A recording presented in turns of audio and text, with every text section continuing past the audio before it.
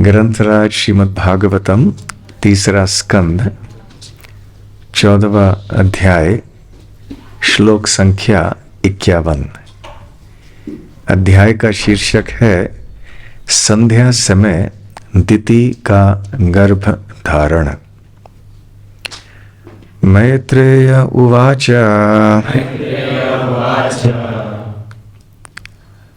श्रुत्वा भागवतं पौत्रम् अमोदत दितिर्भृशम् पुत्रयोश्च वधं कृष्णाद् विदित्वासीन् महामनाः। मैत्रेय उवाच श्रुत्वा भागवतं पौत्रम् अमोदत दितिर्भृशम्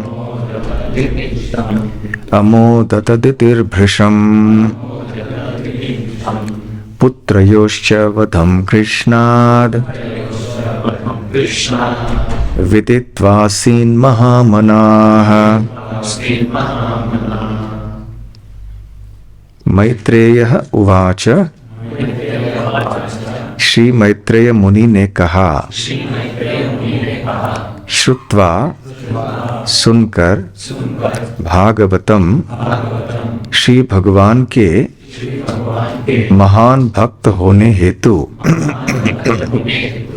पौत्रम पौत्र को, अमोदत आनंद का अनुभव किया,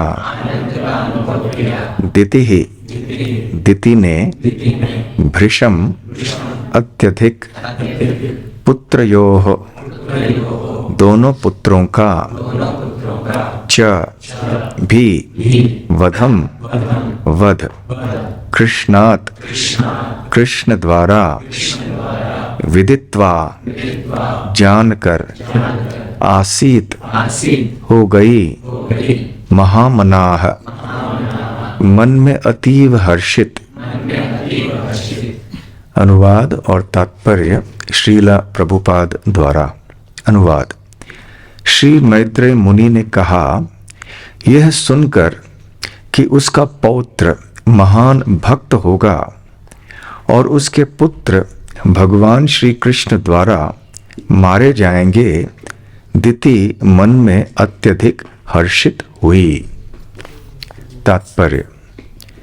दिति यह जानकर अतीव खिन्न थी कि उसके असामयिक गर्भधारण के कारण उसके पुत्र असुर होंगे और वे श्री भगवान से युद्ध करेंगे। किंतु जब उसने सुना कि उसका पौत्र महान भक्त होगा और उसके दोनों पुत्र श्री भगवान द्वारा मारे जाएंगे, तो वह अतीव तुष्ट हो गई। एक महान ऋषि की पत्नी तथा महान प्रजापति दक्ष की पुत्री होने के नाते वह जानती थी कि श्री भगवान द्वारा मारा जाना परम सौभाग्य है। चूंकि श्री भगवान परम पूर्ण हैं, अतएव उनके हिंसा तथा अहिंसा दोनों कार्य परम स्तर पर होते हैं। श्री भगवान के ऐसे कार्यों में कोई अंतर नहीं होता। संसारी हिंसा तथा अहिंसा का श्री भगवान के कार्यों से कोई सरोकार नहीं होता। उनके द्वारा मारा गया असुर वही फल प्राप्त करता है जितना वह व्यक्ति जो अनेकानेक जन्मों की तपस्या तथा संयम के बाद मोक्ष प्राप्त करता है। यहाँ पर भृशम शब्द सार्थक है, क्योंकि यह सूचित करता है कि दिति अपनी अपेक्षाओं से भी अधिक हर्षित थी।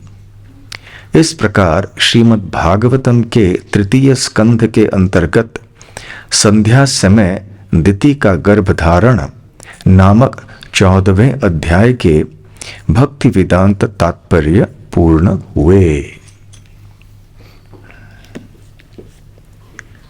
ओम अज्ञानतिमिरान्धस्य ज्ञानाञ्जनशलाकया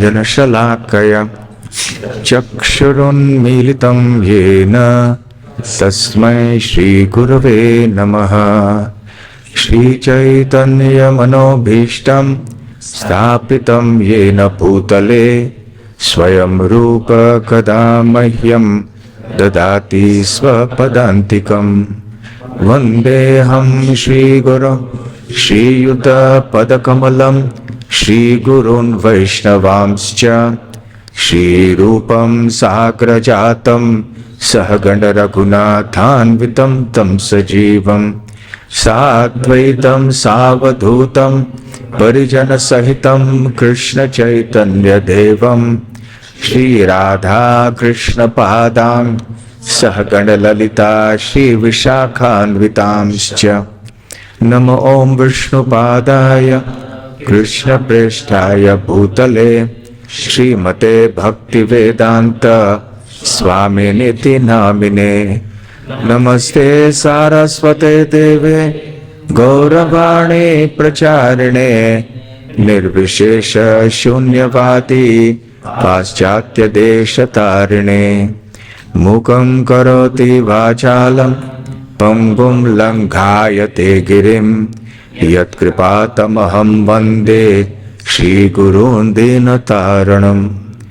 वाञ्छाकल्पतरुभ्यश्च कृपा सिन्धुभ्य एव च पतितानां पावनेभ्यो वैष्णवेभ्यो नमो नमः।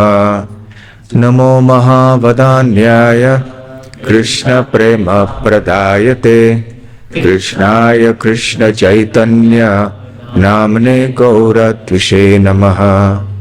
पंचतत्वात्मकं कृष्णं भक्तरूपा स्वरूपकं भक्तावतारं भक्ताख्यं नमामि भक्तशक्तिकम्। आराध्यो भगवान् व्रजेशतनयस् तद्धाम वृन्दावनम्। रम्या काचिदुपासना व्रजवधू वर्गेण या कल्पिता। श्रीमद्भागवतं प्रमाणममलं प्रेमापुमर्थो महान्। श्रीचैतन्यमहाप्रभोर्मतमिदं तत्रादर न परः। हे कृष्ण करुणा सिन्धो दीनबन्धो जगत्पते गोपेश गोपिका कान्त राधा कान्त नमोस्तुते। तप्त कांचन गौरांगी राधे वृंदावनेश्वरी वृषभानुसुते देवी प्रणमामि हरिप्रिये। जय श्री कृष्ण चैतन्य प्रभु नित्यानंद श्री अद्वैत गदाधर शिवासादि गौर भक्त वृंद। हरे कृष्णा कृष्ण कृष्ण हरे हरे राम राम राम हरे हरे। हरे कृष्णा। ये एक चमत्कार ही है कि आईआईटी के अंदर इस तरह का सत्संग यहाँ होता है और वो भी प्रतिदिन सुबह। और यहाँ पे इतना भक्तिमय वातावरण फैला हुआ है, ये देख के बहुत ही प्रसन्नता हो रही है। और जब से हमारे लीला पुरुषोत्तम प्रभु यहाँ पर आए और उन्होंने यहाँ की जिम्मेदारी संभाली, तब से यहाँ तो पूरी तरह से परिवर्तन ही हो गया है। तो मैं ये प्रश्न उनसे कल पूछ रहा था कि आप जब यहाँ से चले जाएंगे तो यहाँ फिर क्या होगा। तो आप में से जो रहेंगे, आपको ये आध्यात्मिक वातावरण बनाए रखना है।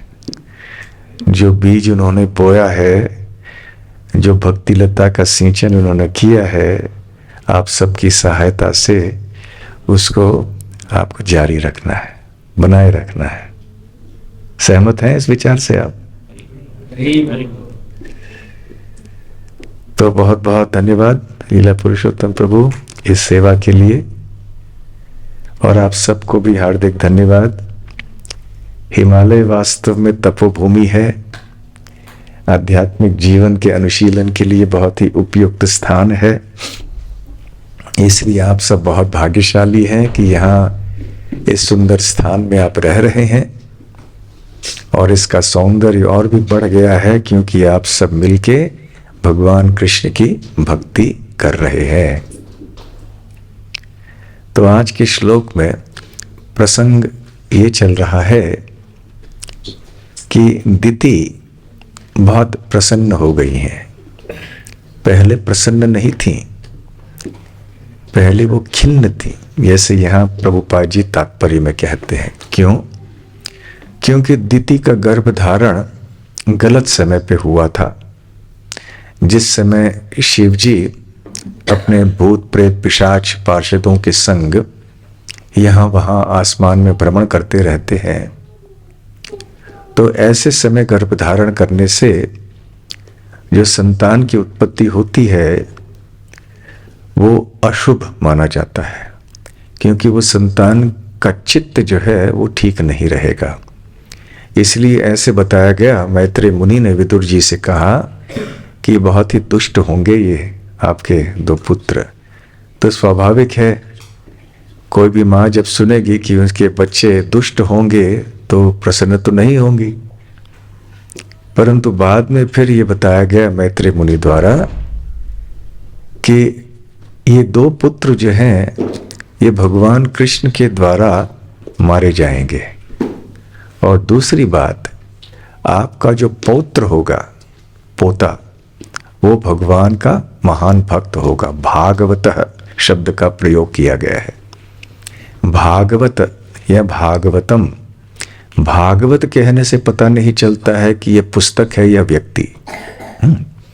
हम पुस्तक का संबोधन करते हैं तो कहते हैं भागवतम, तब पता चलता है कि हम पुस्तक की चर्चा कर रहे हैं। अन्यथा केवल भागवत शब्द कहने से जो भगवत या भगवान से संबंधित है वो भागवत है।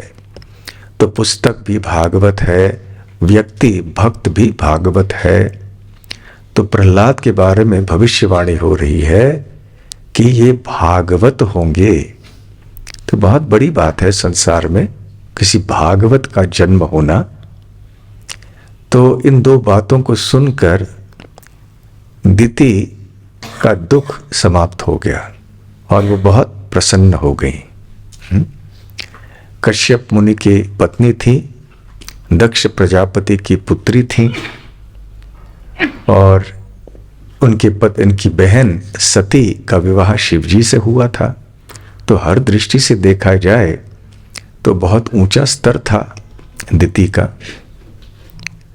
तो इस प्रसंग से बहुत सारे सीखने लायक बातें हैं। एक बात यह है, और इसकी चर्चा अवश्य पिछले कई दिनों से हुई होगी, कि गर्भधारण के लिए एक पद्धति होती है। न केवल समय परंतु एक पद्धति होती है जिसको हमारे वैदिक शास्त्रों में गर्भाधान संस्कार कहा गया है। संस्कार क्या होते हैं? शुद्धिकरण की क्रियाएं होती हैं जिनका उल्लेख शास्त्रों में पाया जाता है। षोडश संस्कार, 16 प्रमुख संस्कार हैं। इनमें से और 10 भी महत्वपूर्ण माने जाते हैं, दशविध संस्कार। और सर्वप्रथम संस्कार ये गर्भाधान संस्कार है। तो ये संस्कार बड़े अद्भुत हैं क्योंकि जन्म के पहले से ही ये प्रारंभ होते हैं। जन्म के पहले की बात तो दूर है, गर्भधारण के पहले से ये संस्कार प्रारंभ होते हैं और मृत्यु के बाद अंत्येष्टि क्रिया के समय भी तक ये चलते रहते हैं। तो आजकल ये बड़े दुर्भाग्य की बात है कि लोग ये नहीं जानते कि संतान की उत्पत्ति करना ये एक विज्ञान है। तो विज्ञान किस प्रकार का है? ये शास्त्रों में वर्णित जैसे पद्धति है उसके अनुसार चलना चाहिए। इसके पीछे बहुत तत्व हैं, तथ्य हैं, ज्ञान है कि प्रजा की उत्पत्ति कैसे होनी चाहिए ताकि समाज में अच्छे लोग बने। जब गर्भाधान संस्कार नहीं होता है तो कश्यप और हिरण्याक्ष जैसे लोग की उत्पत्ति होती है। दुर्भाग्य ये है कि आजकल लोगों को ये पता नहीं है कि गर्भाधान संस्कार क्या चीज है। ये कोई जगह का नाम है, फूल का नाम है, कोई मिठाई है, क्या है ये, किसी को पता ही नहीं है। परंतु यदि हम एक अच्छा समाज चाहते हैं और हम अच्छी जनता, अच्छी प्रजा चाहते हैं यहाँ पे सारे विश्व भर में, तो ये बहुत आवश्यक है गृहस्थ आश्रम में गर्भाधान संस्कार हो जाए। गर्भाधान संस्कार नहीं होने से क्या हो सकता है और क्या होगा, इस अध्याय से हम सुन चुके हैं। परंतु देखिए आगे चल के गर्भाधान संस्कार यदि हो तो फिर क्या लाभ होता है, उसका भी वर्णन नरसिंह पुराण में पाया जाता है। और दिति के पौत्र के संबंध में प्रहलाद महाराज, और प्रहलाद महाराज के पिता कोई भक्त तो नहीं थे। पहले से बताया गया था कि ये बहुत दुष्ट होने वाला है और दुष्ट हुए ही महान, बहुत बड़े दुष्ट व्यक्ति हो गए। तो प्रहलाद के जन्म के बहुत पहले की बात है कि हिरण्यकश्यप ने सोचा कि मैं तपस्या करने जाऊंगा। देखिए तपस्या शब्द से हमें ये नहीं सोचना चाहिए कि केवल ऋषि मुनि ही तपस्या करते हैं भगवान की प्राप्ति के लिए। भगवत गीता के अनुसार तपस्या तामसिक हो सकती है, राजसिक हो सकती है, सात्विक हो सकती है और दिव्य हो सकती है। तो भगवान के भक्त दिव्य तपस्या करते हैं, परंतु हिरण्यकश्यप जैसे असुर जो होते हैं उनकी तपस्या तामसिक होती है। जैसे रावण और कुंभकर्ण आदि, उनकी तपस्या थी तामसिक तपस्या, घोर तपस्या, जो जिसमें शरीर को बहुत अधिक कष्ट दिया जाता है। और सबसे महत्वपूर्ण बात है कि इस तपस्या का उद्देश्य जो होता है वो दिव्य नहीं होता, आध्यात्मिक जीवन से कोई संबंध नहीं होता। जब कोई साम्राज्य चाहता है, कोई भोग करना चाहता है, इस तरह के संसार के वस्तुओं को प्राप्त करने के लिए या किसी का दमन करने के लिए आदि व्यक्ति करता है, तो ये सारी चीजें तामसिक तपस्याएं होती हैं। राजनेतागण कभी कभी भूख हड़ताल पे बैठ जाते हैं, वो भी ठीक से नहीं करते, बीच बीच में कुछ खाते पीते रहते हैं। तो खैर हिरण्यकश्यप तपस्या करने गया था कैलाश पर्वत में, और जब ब्रह्मा जी को पता चला तो बड़े चिंतित हो गए कि ये इतना बड़ा असुर है, अब ये तपस्या करेगा, इसे बल की प्राप्ति होगी, तो ये बल का दुरुपयोग करेगा, संसार का विनाश करेगा। ये देखिए तपस्या से बल मिलता है, और यदि व्यक्ति के होश ठिकाने नहीं होते तो ये जो बल का प्रयोग है वो गलत ढंग से करेगा और इसमें विनाश होगा सारे जगत का। ये आसुरी वृत्ति है। तो ब्रह्मा जी चिंतित हो गए। तो उसी समय उनके पुत्र नारद मुनि उनके पास आए कि पिताश्री आप क्यों चिंतित हैं, आप भगवान के भक्त हैं, भगवान अवश्य कोई ना कोई मार्ग उठाएंगे।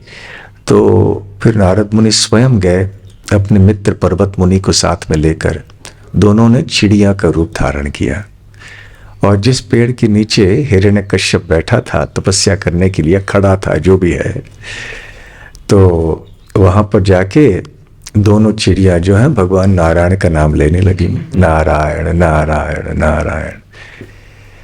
नारद जी वैसे वैकुंठ के भक्त हैं नारद मुनि। तो अब ये ऐसे हुआ जैसे मानो हिरण्यकश्यप को तो गुस्सा आ गया, ये क्या है, मैं यहाँ तपस्या करने बैठा हूँ और ये नारायण शब्द कहाँ से आ रहा है। तो देखा तो ऊपर दो पक्षियां हैं, तो बड़े गुस्से में उसने आक्रमण करने का प्रयास किया, लेकिन ये पक्षियां उड़ गईं। लेकिन अभी ध्यान भंग हो गया था और बड़ा विचलित हो गया था हिरण्यकश्यप। अब तपस्या करने का भाव रहा नहीं। अब इस भावना में, इस चेतना में मैं तपस्या नहीं कर सकता, ये क्या नारायण नारायण नारायण, सारा मेरी बुद्धि भ्रष्ट कर दी इन्होंने। वास्तव में बुद्धि शुद्ध कर दी थी। तो फिर वापस चले आए घर में। तो उनकी पत्नी थी कयाधु। कयाधु ने पूछा कि अरे 10,000 वर्षों के लिए तपस्या करने के लिए गए थे आप, इतनी जल्दी कैसे लौट के आए? तो अरे क्या बताऊं, मैं तपस्या तो कर रहा था, लेकिन ये 2 चिड़ियां आ गईं और ये नारायण नारायण नारायण कहने लगे। मैं तो बड़ा हताश हो गया। तब कयाधु के हृदय में भगवान के प्रति अनुकूल भावना थी, वो हिरण्यकश्यप जैसे नहीं थी। तो उसे पता चला, अरे मेरे पति के मुंह से नारायण का नाम निकला, ये तो बड़े आश्चर्य की बात है। तो जानबूझकर फिर कयाधु ने कहा, नहीं क्या सुना आपने, क्या सुना? नारायण, नारायण नाम सुना? नहीं नहीं, मैंने ठीक से सुना नहीं, फिर से कहिए क्या सुना आपने? तो इस प्रकार से कयाधु ने अपने पति के नाम से भगवान का नाम निकलवाया। तो नारद मुनि की कृपा थी। तो नारायण नारायण, और फिर दोनों पति पत्नी नारायण नारायण नारायण कहते कहते वहां गर्भाधान हो गया। और इसलिए फिर प्रहलाद महाराज का जन्म हुआ आगे चल के। हालांकि ये एक बाह्य कारण है, वास्तव में फिर भी एक महत्वपूर्ण बात है, जिससे हम समझ सकते हैं कि यदि हमें अच्छे भक्त चाहिए तो गर्भाधान संस्कार बहुत आवश्यक है। ये जो प्रसंग है मैं कई बार बताता हूँ। तो एक महिला मेरे पास आई थी, माता जी हैं, वो भक्त हैं, अभी अभी भक्त बनी थी, परंतु वो एक पुष्टि मार्गी परिवार से थी। तो इसलिए भगवान कृष्ण की भक्ति की परंपरा या एक जो संस्कृति है पहले से उनके पास थी। तो वो प्रश्न पूछने आए कि मेरा लड़का जो है 8 साल का है, मेरा बच्चा, मैं बहुत चिंतित हूँ उसके संबंध में। तो मैं मन ही मन में सोच रहा था कि ऐसे तो कौन माता पिता है जो बच्चों के बारे में चिंतित नहीं होते हैं, होते ही हैं, कोई ना कोई समस्याएं तो होती हैं। मैं क्या बात है, तो मैं ये अपेक्षा कर रहा था कि कुछ कहेंगे बात नहीं सुनता है, शरारत करता है, पढ़ाई नहीं करता है, ऐसी कोई शिकायत लेके आएंगे। तो उन्होंने कहा नहीं नहीं, ऐसी कोई बात नहीं है, मेरा बच्चा इतना अच्छा भक्त है और इतना सब कुछ वो जानता है कि जब कोई प्रवचन भी चल रहा होता है और प्रवक्ता कोई प्रश्न पूछते हैं तो सबसे पहले ये उत्तर देता है, जो बड़े लोग भी उत्तर नहीं दे पाते ये बच्चा उत्तर दे देता है। और इतनी दृढ़ निष्ठा इसके अंदर है भक्ति के बारे में कि वो बिल्कुल डरता नहीं है। ये इतना छोटा बच्चा है, ये जब पाठशाला में जाता है फिर भी शिखा रखता है, तिलक धारण करके जाता है, और बच्चे मजाक उड़ाते हैं फिर भी ये कोई परवाह नहीं करता है। इतना निष्ठावान है ये बच्चा। और फिर गुणगान करने लगी अपने बच्चे की। तो फिर मैंने कहा भाई समस्या क्या है, फिर आप बोल के आए कि समस्या है। नहीं, कहने लगी समस्या ये है कि मैं और मेरे पति सोच रहे हैं कि ये पता नहीं कैसे ये बच्चा हमारा बेटा बन के आ गया, अब हम कहीं इसके आध्यात्मिक प्रगति में बाधा न बन जाएं।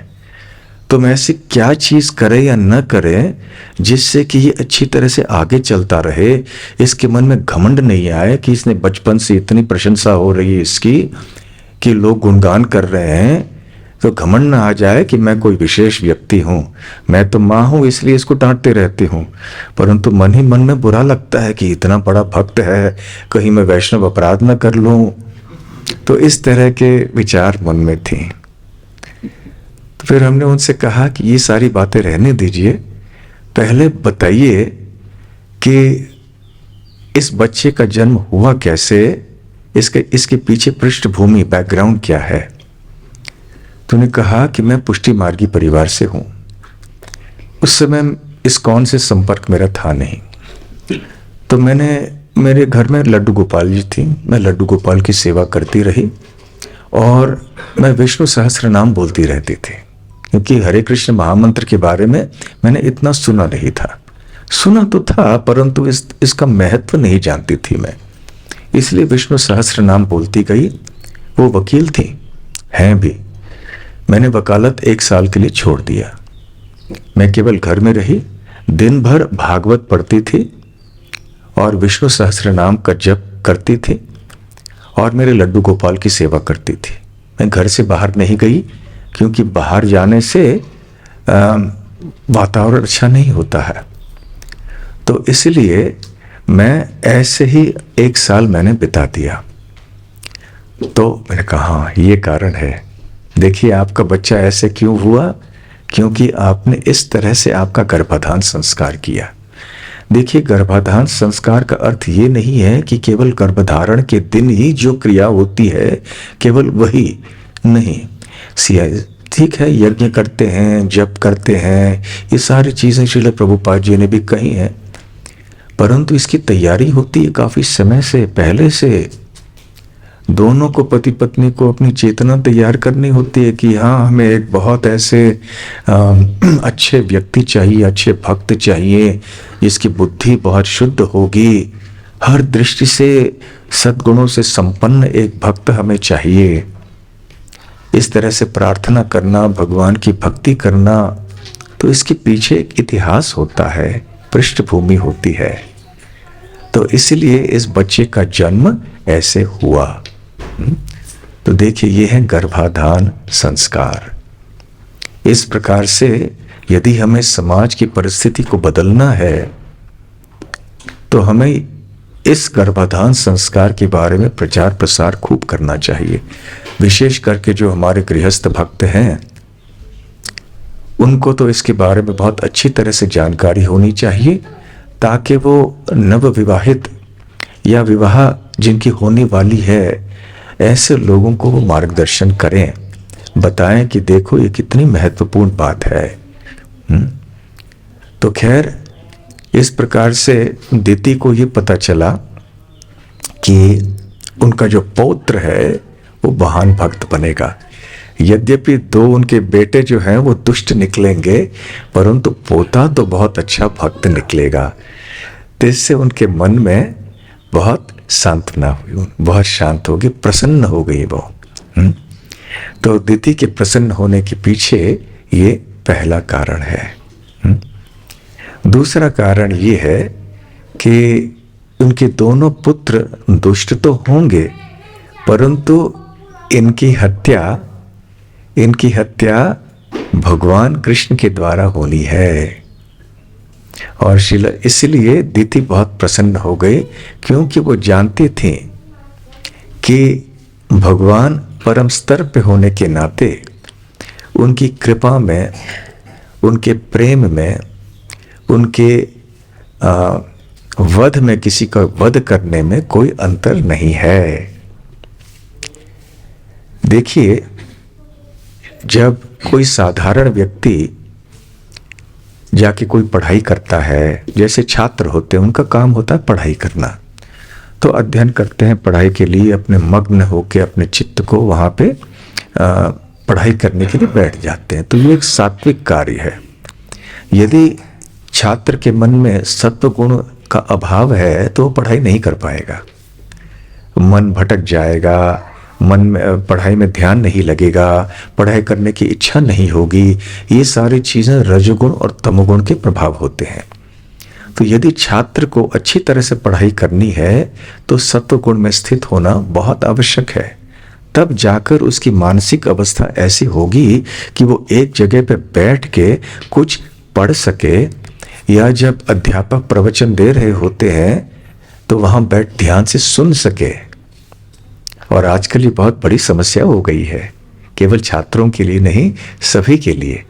ध्यान से कोई सुन नहीं सकते हैं, ध्यान से कोई पढ़ नहीं सकते हैं, ध्यान रहता नहीं है, बहुत जल्दी विचार बदलते रहते हैं। तो खैर जब कोई बच्चा या छात्र ऐसे बैठता है तो एक सात्विक कार्य है। जब भगवान श्री कृष्ण अवंतीपुर गए, सांदीपनि मुनि के आश्रम में जाके वहां पे पढ़ाई करने लगे बलराम के साथ में, तो ऐसे प्रतीत होगा कि ये भी एक सात्विक कार्य कर रहे थे भगवान, परंतु नहीं, भगवान का कार्य सात्विक नहीं था, दिव्य था। ये सत्व रजस तमस तो ये भौतिक जगत से संबंधित है, परंतु भगवान श्री कृष्ण सदैव दिव्य स्तर पर स्थित होते हैं, गुणातीत होते हैं। त्रिभीर गुणमय भावेरे भी सर्वमिदं जगत, ये श्लोक आप जानते हैं। तो भगवान श्री कृष्ण गुणातीत सदैव हैं, ये तीन गुण उनके अधीन है होते हैं सदैव। तो भगवान श्री कृष्ण सात्विक नहीं है, वो तो दिव्य है, परंतु क्योंकि उन्होंने मनुष्य समाज में अवतार लिया है, इसलिए ऐसे प्रतीत होता है कि वो सात्विक कार्य कर रहे हैं। उसी प्रकार से जब भगवान श्री कृष्ण रास लीला कर रहे हैं वृंदावन में, तो ऐसे संसार की दृष्टि से देखा जाए तो ये एक राजसिक कार्य है। कितने सारे लोग जाके वो नृत्य करते हैं, एक व्यक्ति अनेक महिलाओं के साथ नृत्य करे तो भी ये तो फिर राजसिक कार्य ही हो जाता है। तो भगवान श्री कृष्ण जब रासलीला करते हैं तो क्या वो राजसिक कार्य होता है? नहीं। भगवान की रासलीला सर्वोत्तम सर्वोच्च दिव्य स्तर पर स्थित है, क्योंकि भगवान दिव्य है, इसलिए उनकी रासलीला भी दिव्य है, ये राजसिक कार्य नहीं है। ठीक उसी प्रकार से यदि कोई व्यक्ति युद्ध करता है या प्रहार करता है किसी के ऊपर और उसका पेट फाड़ के, उसके वक्षस्थल को फाड़ के, उसकी हथेलियां जो है निकाल के अपने गले में हार के रूप में डाल देता है, तो हम कहेंगे ये तो घोर तामसिक कार्य है। परंतु भगवान जब नरसिंह देव का रूप लेते हैं और इसी प्रकार का कार्य हिरण्यकश्यप के साथ करते हैं, तो ये तामसिक कार्य नहीं है, ये तो एक दिव्य कार्य है, क्योंकि भगवान सदैव ऐसे एक परम स्तर पर स्थित होते हैं। तो क्योंकि भगवान परम स्तर पर स्थित होते हैं, उनका सत्व रजस तमस से कोई संबंध नहीं है। संबंध है तो इतना ही कि वो ये तीनों गुण उनके अधीन होते हैं। इसलिए भगवान जब किसी का वध करते हैं और भगवान जब किसी के ऊपर कृपा करते हैं, तो इन दोनों कार्यों में कोई अंतर नहीं है। भगवान का हर एक कार्य प्रेम से प्रेरित होता है। जो लोग तीन गुणों के अधीन होते हैं, उनके कार्य इन तीन गुणों से प्रेरित होते हैं। सत्व गुण के अधीन होकर व्यक्ति सात्विक कार्य करने के लिए प्रेरित हो जाता है। उसी प्रकार से राजसिक और तामसिक व्यक्ति भी अपने अपने गुणों के अनुसार कार्य करने के लिए प्रेरित हो जाते हैं। परंतु भगवान केवल प्रेम और केवल प्रेम से प्रेरित होते हैं। और इसलिए भगवान श्री कृष्ण जब किसी असुर का वध भी करते हैं, तो ये उनकी असीम कृपा है और उनके प्रेम का ही एक प्रदर्शन है। यद्यपि बाह्य दृष्टि से ऐसे लगे कि अरे ये तो कितना क्रूर कार्य है, कितना अन्याय किया भगवान ने, इस प्रकार से एक व्यक्ति की हत्या कर ली, परंतु नहीं, ये बहुत आवश्यक बात है कि भगवान श्री कृष्ण जब किसी का वध करते हैं और केवल असुरों का वध करते हैं, तो उनका भला होता है। किस प्रकार से भला होता है? उनका उद्धार होता है। अच्छा, आपसे ये एक प्रश्न करेंगे कि भगवान और उनके जितने भी अवतार हैं, जब वो किसी असुर का वध करते हैं, तो क्या उन असुरों को मुक्ति मिलती है, या वो क्या भगवान के धाम को प्राप्त होते हैं? ये प्रश्न मैं आपसे पूछ रहा हूं। आप में से कौन उत्तर देना चाहेंगे? हाँ जी। जैसे कि हम पूतना का ही एग्जांपल हम देख सकते हैं। हाँ, पूतना का जब भगवान ने वध किया, तो किस तरीके से वो उसको ये मान आता है और फिर वहां पे जाते हैं। बहुत अच्छा। तो भगवान कृष्ण ने पूतना का वध किया और पूतना को भगवत धाम प्राप्त हो गया। तो बहुत अच्छा उदाहरण है। परंतु और एक उदाहरण आपको दें, वो है कंस। कंस पिछले जन्म में कौन था? कालनेमी। कालनेमी एक असुरी वृत्ति का व्यक्ति था। तो उसकी हत्या किसने की? किन्होंने की? हम काल नेमि की हत्या किन्होंने की? भगवान विष्णु ने। तो भगवान विष्णु भी कृष्ण ही है ना। तो भगवान विष्णु ने काल नेमि की हत्या की, फिर भी काल नेमि का जन्म हुआ, पुनर्जन्म हुआ कंस के रूप में। तो काल नेमि का उद्धार तो नहीं हुआ। काल नेमि को जन्म मृत्यु के चक्र से छुटकारा नहीं मिला। सही है। तो फिर क्या आपकी बात सही है या गलत है? उसी प्रकार से हम देखें, हिरण्याक्ष का वध किन्होंने किया? वराहदेव ने। नरसिंह देव ने किनका वध किया? किसका वध किया? हिरण्यकश्यप का। उनका पुनर्जन्म हुआ? हुआ। क्या जन्म हुआ? रावण और कुंभकर्ण। फिर इनका वध किन्होंने किया? प्रभु रामचंद्र ने किया। फिर उनका पुनर्जन्म हुआ? हुआ।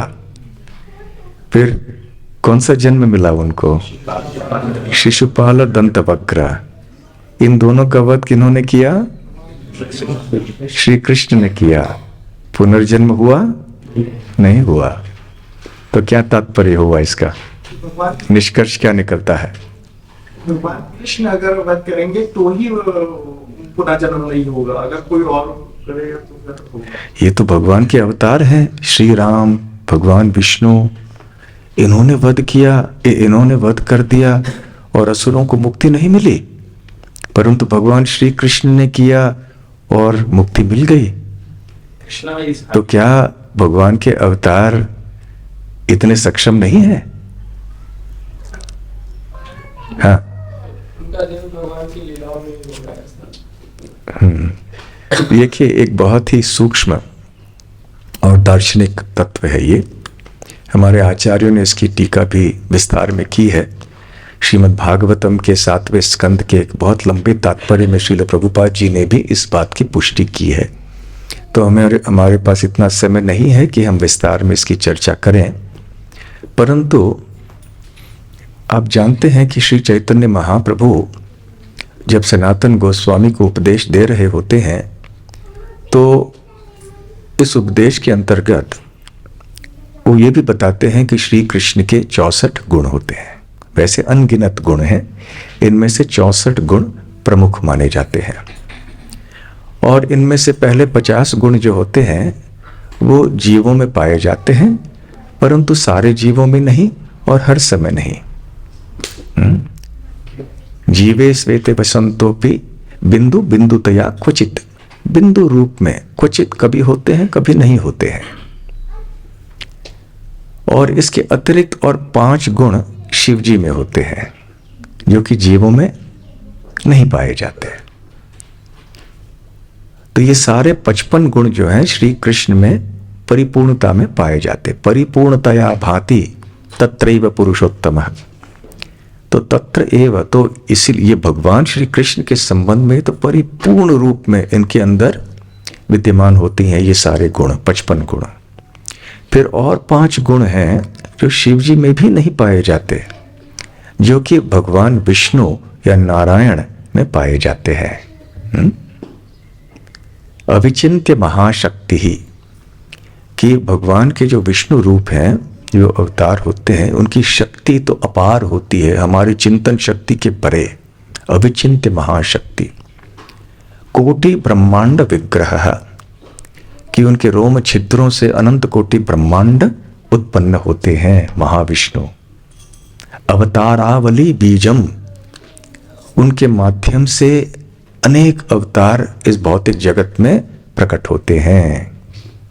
हतारी गतिदायक, हत मतलब शत्रु, हत्या करना, और अरि अर्थात शत्रु। तो शत्रु की हत्या करने से गति प्रदान करते हैं भगवान विष्णु। और आत्माराम गणाकर्षी, तो भगवान कृष्ण, भगवान विष्णु भी आत्माराम को भी आकर्षित करते हैं। परंतु अब इस संदर्भ में ये चौथा जो गुण है भगवान विष्णु का, ये महत्वपूर्ण है। हतारी गति दायक, तो गति प्रदान करना ये क्या चीज़ है? कोई श्रेष्ठ गति प्राप्त करना। तो हमारे आचार्य बताते हैं कि वास्तव में जब भगवान श्री कृष्ण के विभिन्न अवतार असुरों का वध करते हैं तो उन्हें कोई श्रेष्ठ गति अवश्य प्राप्त करते हैं। जैसे कि इस ब्रह्मांड के भीतर भी वो कोई श्रेष्ठ गति प्राप्त कर लें, परंतु केवल भगवान कृष्ण ही हैं जब वो किसी असुर का वध करते हैं तो उस असुर की मुक्ति हो जाती है और वो भगवत धाम को प्राप्त करता है। या फिर भगवत धाम में वैकुंठ लोक में भी न जाए, निराकार ब्रह्म में भी जाए, फिर भी श्री कृष्ण जब हत्या करते हैं तब ये संभव है। तो ये बहुत महत्वपूर्ण बात है। गतिदायक है। तो ये गति शब्द का तात्पर्य श्री कृष्ण के लिए एक है, अन्य जो उनके अवतार उनके लिए भिन्न है। इसलिए ये प्रमाण हमने आपको दिए। कालनेमी एक बहुत अच्छा उदाहरण है इस संबंध में। तो फिर भी जब भगवान श्री कृष्ण किसी का स्पर्श करते हैं या भगवान कृष्ण के अवतार किसी का स्पर्श करते हैं तो उस व्यक्ति का भला तो होता ही है, उसका उद्धार भी होता है। हाँ, याद रखिए, हम जब भेद कर रहे हैं श्री कृष्ण और उनके अवतारों में, इस दृष्टि से हम ये केवल असुरों की बात कर रहे हैं। असुरों का वध जब होता है उसके बारे में हम चर्चा कर रहे हैं। भगवान नारायण, भगवान राम के शुद्ध भक्तों की चर्चा हम नहीं करते हैं। जब कोई व्यक्ति भगवान या उनके अवतारों का शुद्ध भक्त बन जाता है तो निश्चित ही वो जन्म मृत्यु के चक्र से छूटकर भगवान के धाम को प्राप्त होता है। परंतु यहां चर्चा भक्तों की नहीं हो रही है, असुरों की हो रही है।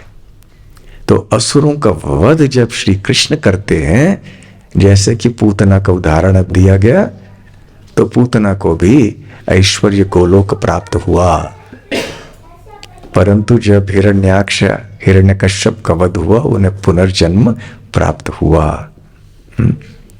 तो इस तरह फिर भी क्योंकि भगवान का स्पर्श हुआ, तो जो लोग इतने भाग्यशाली हैं कि उनका स्पर्श भगवान स्वयं करते हैं, तो उनको उद्धार तो होना ही है, क्योंकि भगवान परम स्तर पर स्थित होते हैं। इसलिए दीदी बहुत प्रसन्न हुई हैं कि मेरे 2 बेटे जो हैं उनका वध भगवान के द्वारा होगा, तो भला ही होगा। गतिदायक, ऊंची गति तो प्राप्त होगी, निश्चित ही प्राप्त होगी। तो ये 2 कारण थे कि दीदी प्रसन्न हुई। तो अब थोड़ा समय बचा है, यदि आप कोई प्रश्न पूछना चाहते हैं तो आप पूछ सकते हैं। हाँ जी, माइक ले लीजिए आप जी।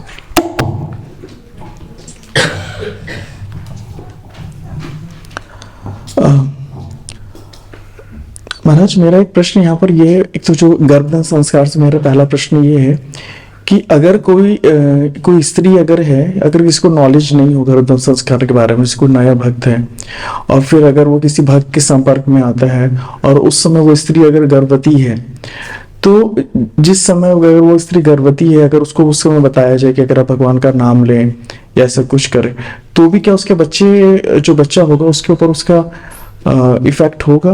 नहीं, बिल्कुल बिल्कुल। देखिए, गर्भाधान संस्कार गर्भाधान के पूर्व किया जाता है, परंतु गर्भाधान संस्कार की क्रिया जो है आगे चल के गर्भवती अवस्था में भी जारी रखनी है। यहाँ तक ऐसे भी कहा जाता है कि बच्ची की आयु जब तक 5 साल की नहीं होती तब तक ये क्रिया चलती रहती है, और आगे चल के भी बच्चों को अच्छे संस्कार देना तो बहुत महत्वपूर्ण है। तो इसलिए अवश्य यदि गर्भाधान संस्कार गर्भाधान के पूर्व नहीं हो पाया किसी कारणवश, तो कोई बात नहीं, आगे चल के जब गर्भवती अवस्था में भी गर्भवती महिला इस प्रकार से कार्य करें, जैसे हमने उदाहरण दिया था, श्रीमद् भागवत को पढ़ें, इन श्लोकों का उच्चारण करें, श्रवण करें, भगवान की सेवा करें, और किसी नकारात्मक प्रभाव में वातावरण में न जाएं, और इस टीवी वगैरह ना देखें, किसी से बहस ना करें, झगड़ा ना करें, शांत बने रहें और अपना जप करें अच्छी तरह से। ऐसी चीज़ें, भक्तिमय चीज़ें करने से फिर निश्चित ही प्रभाव पड़ेगा।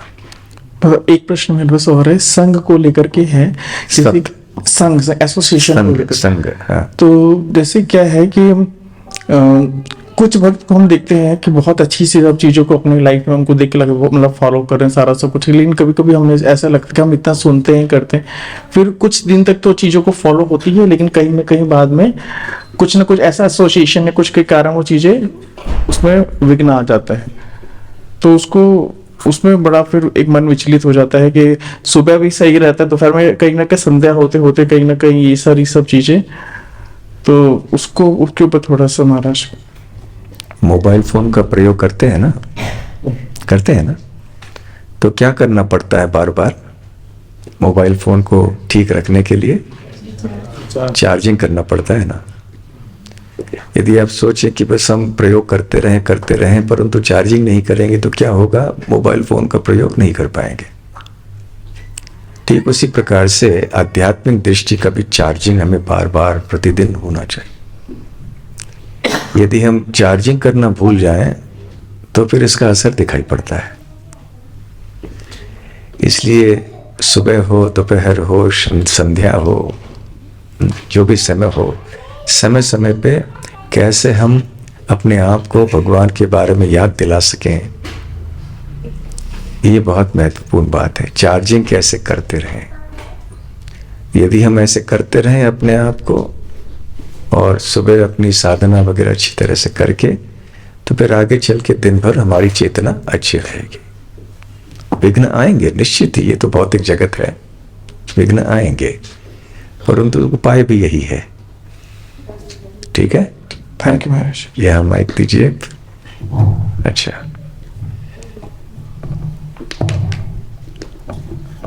हरे कृष्ण महाराज। महाराज मेरा प्रश्न ये है कि जैसे दीति को भी पता था कि भगवान विष्णु ही है और कश्यप मुनि को भी पता था भगवान विष्णु है, परंतु हिरण्यकश्यप जब तपस्या करने गए थे तो उनको तो अमरत्व का वरदान चाहिए था, लेकिन उनको पता नहीं था कि ब्रह्मा जी अमर नहीं है। स्टिल वो उनकी तपस्या करने उनसे ही वरदान मांगने गए थे, तो ये नॉलेज उनके पास था नहीं क्या? हाँ, नहीं था। ब्रह्मा जी को स्वयं बताना पड़ता है असुरों को कि देखो मैं स्वयं अमर नहीं हूं, तो अमरत्व का वरदान मैं कैसे दे सकता हूं, कुछ और मांगो। इसलिए ये लोग चाहते हैं कि हम अमर बने, सर्वशक्तिमान बने, सारे ब्रह्मांड को काबू में कर लें, ऐसी सब इनकी इच्छाएं होती हैं। परंतु जैसे हम देखते हैं कि शिव जी मतलब रावण और हिरण्यकश्यप, ये सारे शास्त्रों में भी इनका शास्त्रिक नॉलेज भी था इनके पास, तो शास्त्रों में तो दिया गया है कि भगवान। शास्त्रों का ज्ञान तो था, परंतु शास्त्रों का मर्म, शास्त्रों का सार नहीं पता था। ऐसे कितने सारे बड़े बड़े विद्वान होते हैं, तथाकथित विद्वान होते हैं, परंतु उन्हें शास्त्रों का सार नहीं पता होता है। एक बार श्रील प्रभुपाद जी के पास एक विद्वान आए, तो उनका नाम चतुर्वेदी था। अब यहाँ पे आप में से कोई चतुर्वेदी हो तो बुरा मत मानिए कि उदाहरण दे रहे हो। है कोई चतुर्वेदी? नहीं ना। त्रिवेदी, द्विवेदी, वेदी नहीं है ना, कोई बात नहीं। तो प्रभुपाद जी ने पूछा, आप चतुर्वेदी हैं, चारों वेदों को जानते हैं, तो बताइए भगवान कौन है? नहीं बता पाए। बोला आप ऐसे प्रश्न करेंगे तो फिर ऐसे। तो फिर प्रभुपाद जी ने कहा कि उनके शिष्य के बच्ची थी को बुलाया, यहाँ पे आओ, बोलो भगवान कौन है? बोला भगवान श्री कृष्ण भगवान है। बोला देखो ये छोटी सी बच्ची को ये सब पता है, इसने 4 वेद तो नहीं पढ़े, इसे कुछ नहीं पता, लेकिन इसे स्पष्ट पता है, निष्ठा है, श्रद्धा है कि श्री कृष्ण भगवान है। और आपने इतने सारे वेद सारे सब पढ़ लिए, मंत्र तंत्र में विशारद हैं आप, फिर भी आपको ये पता नहीं कि भगवान कौन है। तो इसलिए केवल वेदों का पठन करना इतना महत्वपूर्ण नहीं है। वेदों का सार क्या है ये पता होना चाहिए, और इसके साथ साथ फिर आगे चल के और कोई शास्त्रों का और गहराई से अध्ययन करना चाहे, बहुत अच्छी बात है। हाँ, पीछे। हरे कृष्ण महाराज। हरे कृष्ण। महाराज, मेरा एक प्रश्न था कि लाइक मैंने बहुत पहले सुना था एक चीज की, जब भगवान कृष्ण किसी का वध करते हैं तो वो इम्पर्सनल लिबरेशन जनरली उसको नहीं मिलता, ही always get a personal liberation. Like can you clarify, is it correct understanding? और कभी कभी सायुज्य मुक्ति प्राप्त होती है, कभी कभी पूतना जैसे महाभाग्यवान जीवों को ऐसी सदगति मिलती है कि वो भगवान के गोलोक वृंदावन में जा सकते हैं। हालांकि ऐश्वर्य गोलोक में गई, वो एक धात्री का स्थान मिल गया वहां। तो कभी कभी सायुज्य मुक्ति अर्थात निराकार ब्रह्म में लीन होने की गति प्राप्त होती है, कभी कभी सीधे भगवान के धाम में भी जाते हैं। महाराज, कोई एग्जाम्पल बता सकते हैं क्या जब उनको इम्पर्सनल लिबरेशन मिला, भगवान कृष्ण ने उनको क्या? जैसे शिशुपाल की हत्या की, तो शिशुपाल की आत्मा सीधे जाके भगवान कृष्ण के दिव्य शरीर में मिली। हालांकि आगे चल के शिशुपाल वो तो जय विजय थे, हर बार जय विजय नहीं आते हैं, परंतु उनको कोई गति मिली। तो ये सायुज्य जो भगवान में लीन होने की बात है, दो प्रकार से हो सकती है। एक निराकार ब्रह्म में लीन होना, दूसरा भगवान के शरीर में लीन होना। तो कम से कम प्रारंभ में तो शिशुपाल को वहां पे इस प्रकार की गति प्राप्त हुई। आगे चल के पुनः फिर उनका जो पूर्व स्थान था उसमें वो स्थित हो गए। हरे कृष्ण कृष्ण कृष्ण हरे हरे, हरे राम राम राम हरे हरे। हरे कृष्णा। श्रील प्रभुपाद की जय।